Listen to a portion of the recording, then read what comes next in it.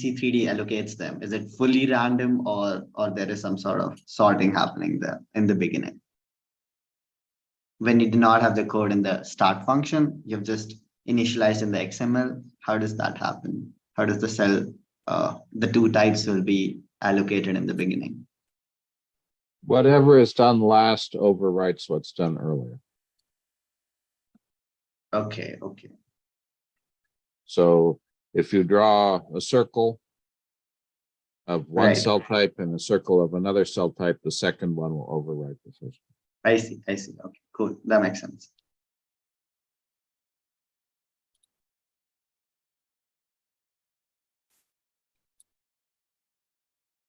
If you have a project idea you want to bring up now, we can talk about it. Yeah, now. we've got half an hour on the schedule now, or 25 minutes. So we could either talk about it now, or we could talk about it tomorrow during hackathon time, just whenever you're ready.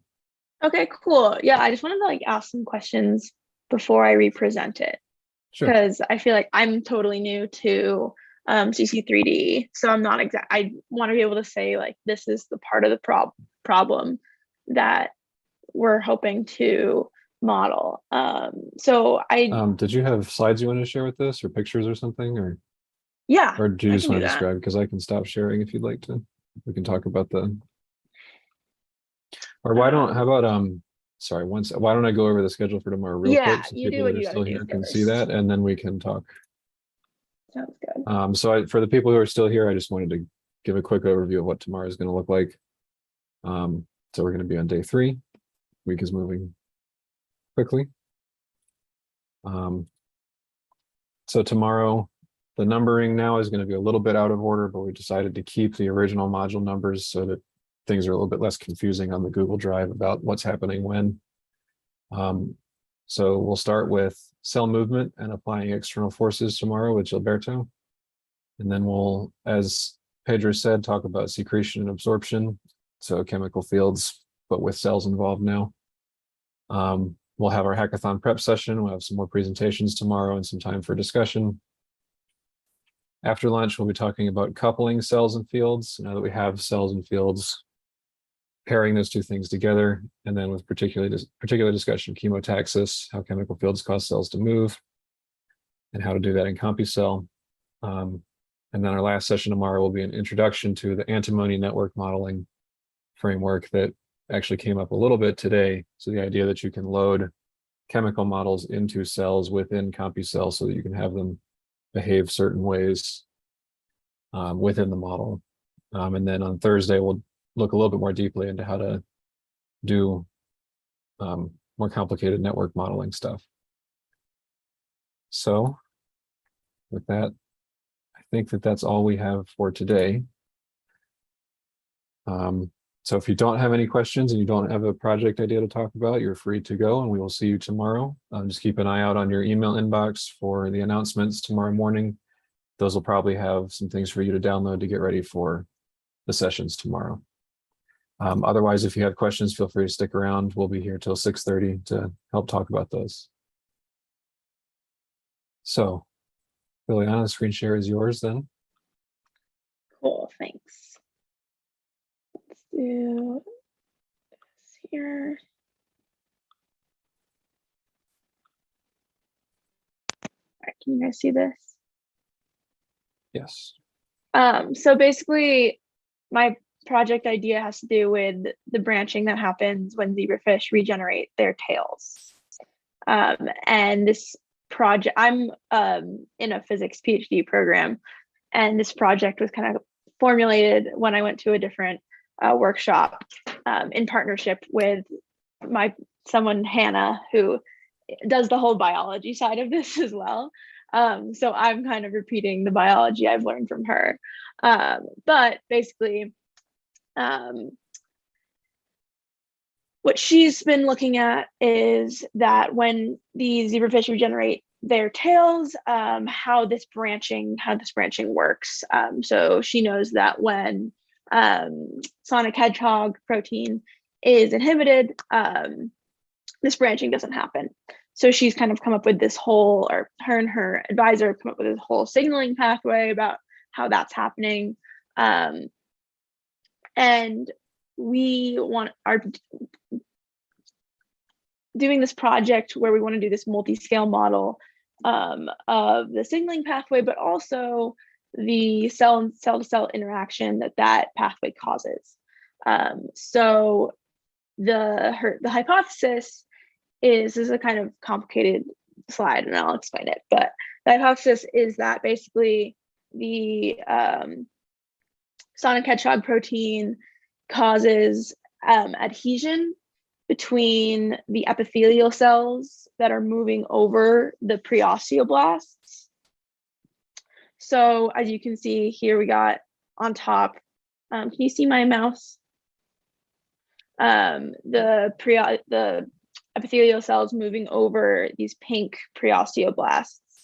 And so this is longitudinal, and then this is transverse. So the idea is that the epithelial cells are kind of, it's like a constantly almost like shedding, like they're constantly moving over the developing ray, the kind of skeletal aspect of the fin.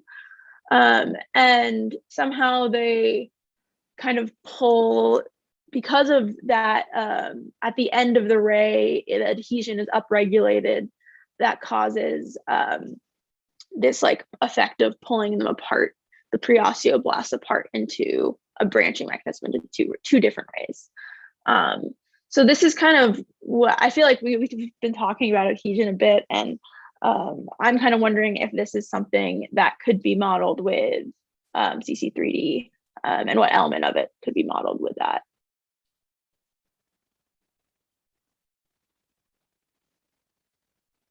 EJ, I don't know. Pedro, Gilberto. I mean, there to me, there's a lot of missing information in this slide. Yeah. I don't know where the forces are being generated. I don't really know what's happening. So you're saying in longitudinal direction you have cells moving in the posterior direction. Yeah. Migrating the posterior direction. And now we have a transverse picture, and the transverse picture, I'm not sure what the transverse picture is trying to show here. How are you? You're starting out with a hollow tube, and you want that tube to close. And I'm not sure I understand how you can get closure from what you're showing. Oh, I think I understood. Like how you get the two tubes like on this left side. Yeah. I this is also great because this tells me what I need to ask Hannah about, really, because I don't know basically how that happens either. Like I just know that the main idea is that these preosteoblasts split because of the adhesion to the epithelial cells. Right, and I think as a biophysicist, it's hard for me to think about a mechanism of that kind that would work. Yeah. I'm not saying it's not right. Yeah. But there has to be. I mean, ultimately, if you're going from a tube to something that looks like this, you have to have some way of closing it. Yeah. The cells on this end and the cells on this end aren't aware of each other. There's no information unless you have some way that there's information crossing the tube. There's no way that the cells on the top know about the cells on the bottom. Right. So the only way then to get this kind of pinch off in a circle would be to have some kind of apical or basal constriction of changing the equilibrium curvature of the boundary. Possible. There are situations in which that kind of thing occurs, and Priom actually on Friday, I believe, is going to be showing you how to do that kind of modeling in CompuCell. It'll be a little bit simpler, but she's going to start. I showed that picture today of the pinch off of the cells where you had the epithelial sheet, which was uniform, and then you had apical contraction, and that led up of the cell into clusters. Clusters. So that kind of mechanism can give you invagination. Hmm. If you had invagination coming from both sides of the tube, and you had then anastomosis in the middle, you could get pinch off. So actually, possible to build a mechanism that way. You'd have to have something that would be signaling, that would be telling you where your medial position was. Right. So it's some combination of the like mechanical dynamics and signaling pathways. I mean, classically, these kinds of branching morphogenesis is usually thought of as having interaction between mechanics and a reaction diffusion mechanism. So Right. if you Right. look at, say, the papers that many papers, nice papers that were done by Sharon Lubkin on branching morphogenesis, or the papers that came out of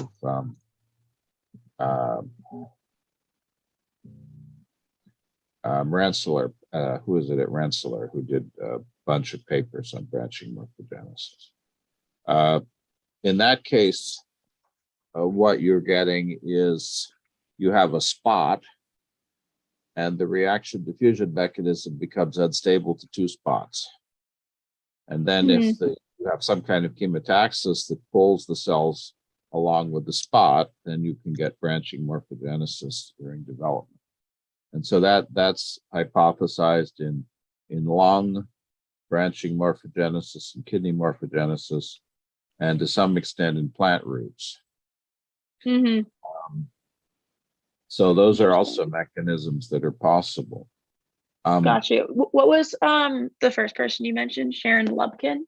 Yeah, I would look her up, and Like I'll Lubkin. put it in the chat. Okay, thank you. Actually, Giulio Belmonte, who's lecturing, is in her department, so he might be up to speed on what she's doing at the moment. Okay, cool. So I would say if you had a series of that, what you really would need to be able to get to understand what's going on is, and this is hard. I'm not saying it's going to exist, but it's hard. But if it did, would be one, a series of sagittal sections, transverse sections, in space at a given time to show how the shapes change. And then ideally what you'd want is a time series at a given position relative to the posterior most region, so that you could see how the shape changes from being a point to splitting. Because it's not happening at this scale. In other words, here you have a big gap. But the cells are changing in the posterior region. And so you need to know what's happening at the end. Basically, you need to know, I don't think I have annotation privileges here. If you turn on annotation privileges for me, that would be good. If you go to your Zoom control where there are three dots where it says more, you should be able to say, and will enable annotation by others. Yeah, there we go. Should be good. So what you really want to do there would be have a time series at different positions, cutting like this. So you'd see this is at a fixed position and a fixed time. And so what you'd want to be able to do is have a sequence of these both at a given time up and down, and also at different times, so that you can see how cells are moving. Where do the cells start? This cell must originally have been here somewhere. I'd like to be able to track that a bit. And I think that that's possible. If you just wanted to start out, there's an issue here, which is there's nothing mechanically. What's in this gap? Is this fluid? Is it a rigid extracellular matrix? What is it? Like within the ray. There's collagen, fibronectin, something like that. I do not know the biology. What's in the Well, because the key thing then is what the mechanical properties are in here. Mm-hmm. If it's hollow and it's a fluid, then you can't transmit forces through it, but Right. you can transmit chemical signals. If Mm-hmm. it's a relatively solid, then you can transmit forces through it, but then pinching it off is complicated. Mm-hmm.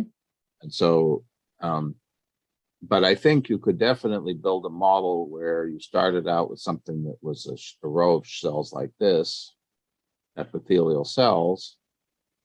You have these cells in a cluster, have apical contraction so that they make, I'm sorry, I should have gotten my drawing tablet out, but I didn't do that. I wasn't ready. No worries.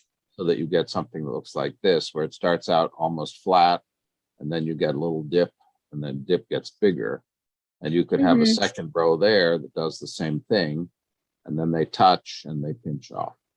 That's something you could do in a weekend. Mm-hmm. Now, whether that's really the mechanism that's happening, I can't tell you, but I think you could Right. actually build a pinch off mechanism where this goes like this and connects. Mm-hmm. Yeah, that sounds good too. Like, I think starting small, especially because I'm learning how to use this, Yeah. this whole modeling software would be good. But I think that that's a place to start. But again, I mean, the sort of the formal exercise I went through this morning in very short form is what I would do here. And I'd say Right. you've named some cells. That's great. You have a couple of things that these cells are doing. They're adhering, they're moving in particular ways. But I don't know what's causing them to change their shape. Mm-hmm. I don't know what's causing them to change their adhesion. I Mm-hmm. don't know why they're moving in particular directions. Mm-hmm. And so I'd have a lot of questions about where the signals are coming from and how forces are being generated. Mm-hmm. And so you could probably guess, you could have some guesses about that. But again, this picture for me is fascinating, but it's also frustrating because I want to know what happened before, what happened after, what happened above, and what happened below. Right. And so if those things are known, if somebody has a cell tracking experiment where they actually watch the cells move in real time, then you can do a lot. I do. I'm gonna try to Zoom with Hannah at some point in the next couple of days because I know she has a lot of experimental data on this. Cell tracking Which should is be helpful. really easy in zebrafish. That's one of the reasons Yeah. I use it. Because you Right. have histone 2B GFP zebrafish. So you have zebrafish where every nucleus is green. Yeah. And that means that cell tracking is pretty easy. I'm used to the people doing it with SPIM in embryos. Here Mhm. you're doing fins, so you're a little bit later stage, it's a little bigger. But fins are thin, so you can actually see with a 2-photon, you can see all the way through. Yeah. So there are time series, good time series of cell tracking. Then you can do a lot. All right. Great. This is really helpful. Thank you. At least the invagination you could definitely model. My Mhm. only question is whether that's really you'll have the right mechanism for it. But we can get you Right. that. We can get you That'll at least, if that's what I end up being able to do, that'll be a great place to start at least. Priam has done similar things, and actually Abbas years ago was trying to do optic cup formation. He did simulation. So that's definitely achievable.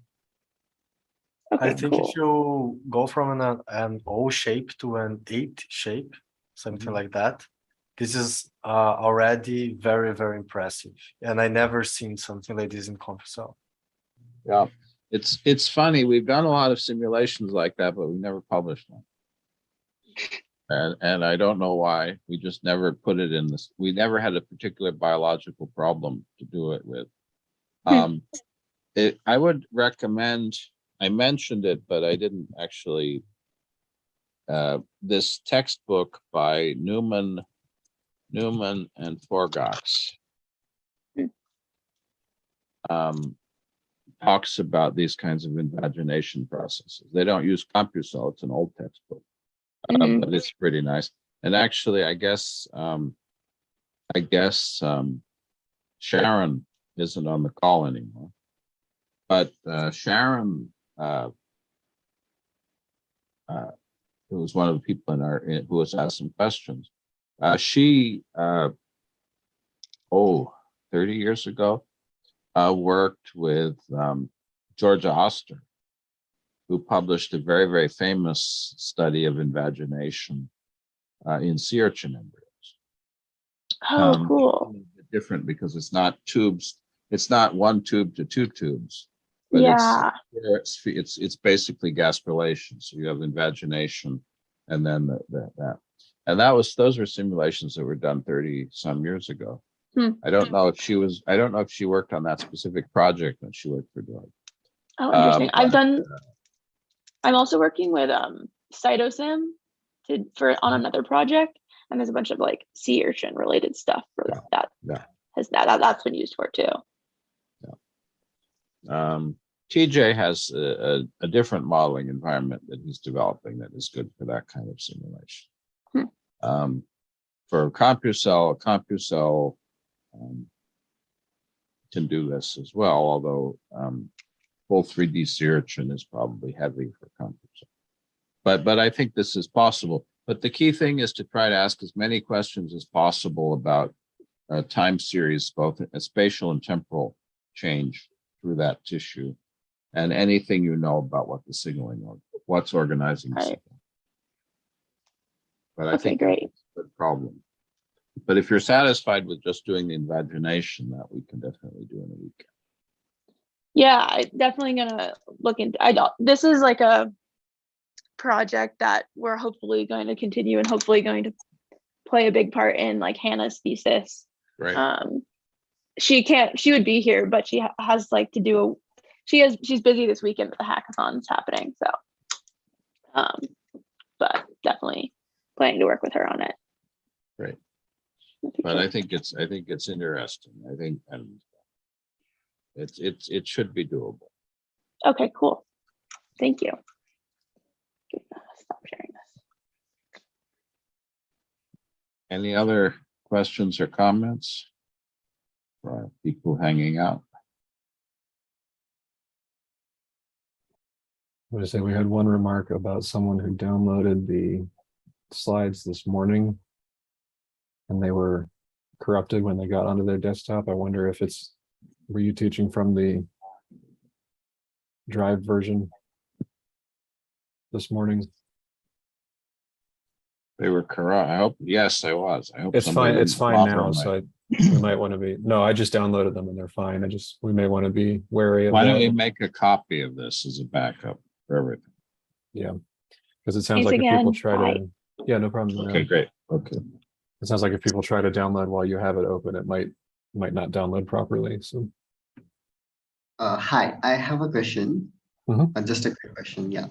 So like we had seen the simulations wherein we were doing in 2D, and I have two different cell types, and I have them from z=1 to z=2, and I have sort of a matrix or a ECM which is frozen from z=0 to z=1. But what I see is these cells aren't moving as much as they were moving when there was no substratum or something. Can you suggest me something which makes them move more? Or if it's kind of confusing, I can show you the simulation which I'm running if that's all right. Right, it would probably be better to screen share that. Sure, I will do that. So these are my two cell types, and I have made the blue ones contact energy with the ECM smaller, so they're kind of spreading, but they're barely moving. I want them to like dynamically move around and interact with each other. The layout was like a checkerboard in the beginning. Right. I can play it once more. Yeah, and one cell type is slightly bigger than the other. Right. So in the simulations that we're doing, we're assuming that the cell's motility is determined by their contact energies, essentially. But in reality, cells have actin cytoskeletons that move them actively. And so there isn't necessarily a direct correlation or direct numerical relationship between the speed at which a cell moves and its adhesion. mean, clearly, if cell's stuck very strongly to something else, it can't move very much. Right. But beyond that, not so much.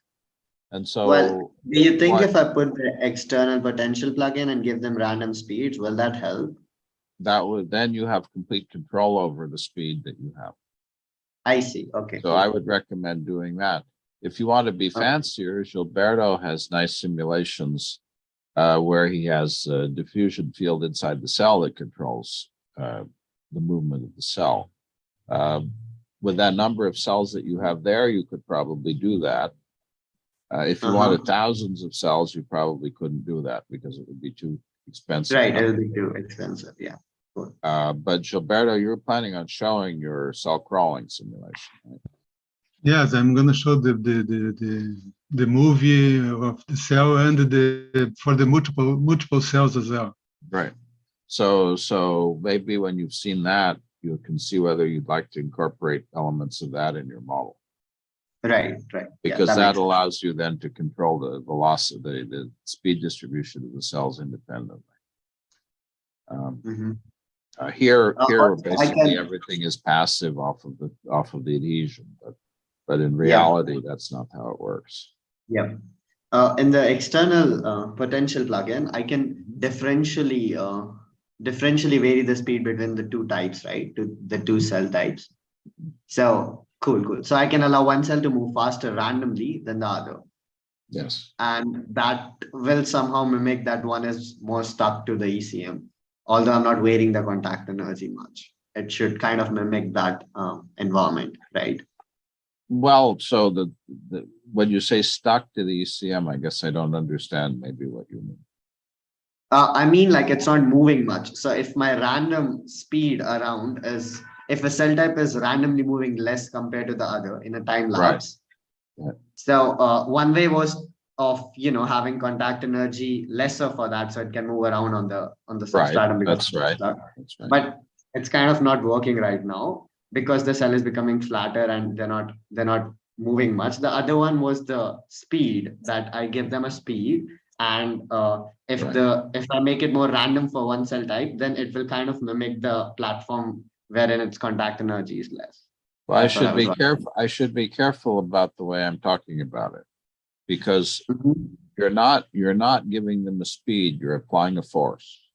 Right. And so if you have two cells with the same force, one of which sticks more than the other, the one that sticks more will move less. Right. If you have two forces with the cells with the same adhesion, and one has a bigger force, the one with the bigger force will move more. Got it. And so you have two ways of having the cell move more. It could have the same force and less adhesion, or it could have a bigger force and the same adhesion.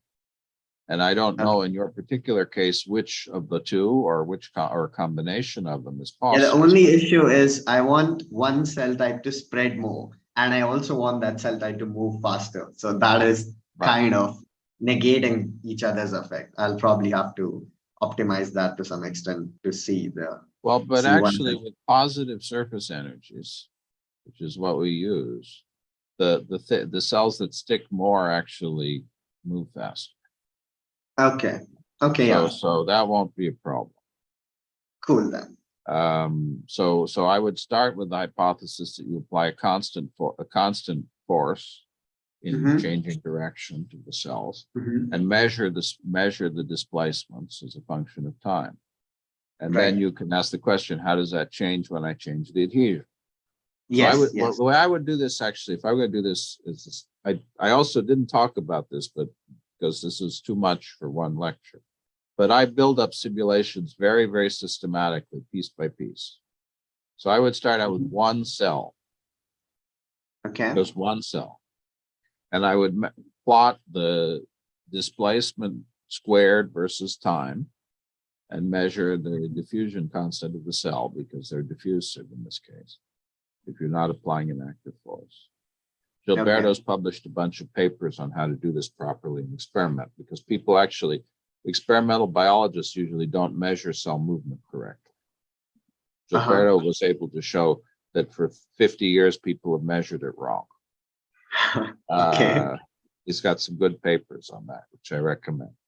But in any case, I would create a single cell, plot the displacement versus time, or the mean squared displacement versus time, Yeah. and then change the adhesion and the size, and see how those scale, how the speed scales with, or the diffusion Yeah, constant. that makes scales with sense. the ground. That allows you to And check just do it for one individual cell at a what time. factors. Just one cell at a Yeah, time. yeah, Then you don't have to worry about them bumping into each other and that.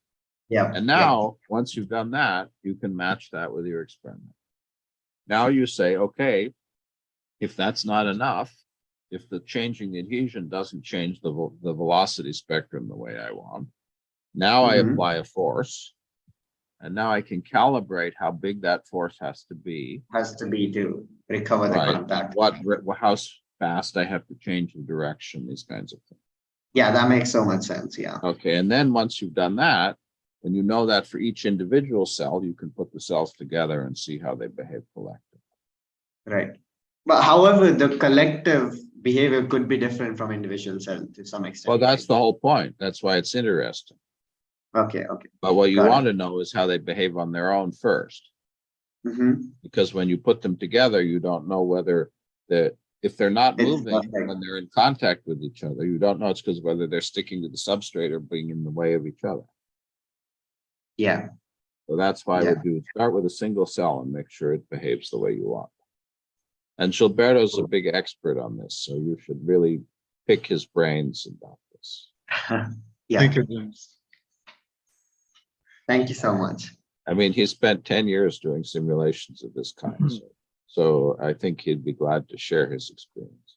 Yes, certainly. Sure, I'll bug you more. Thank Okay, you. great. Any other troubleshooting we can do for the moment? Norma, were you able to get things to run? I know you were having some trouble with running things earlier. Yeah, it was solved. It was my fault. But I am preparing a presentation for, I would like to develop a project in the hackathon. So I am working right now in the presentation. So I hope I can have the presentation ready for tomorrow. Well, if we have to do some presentations on Thursday, we will.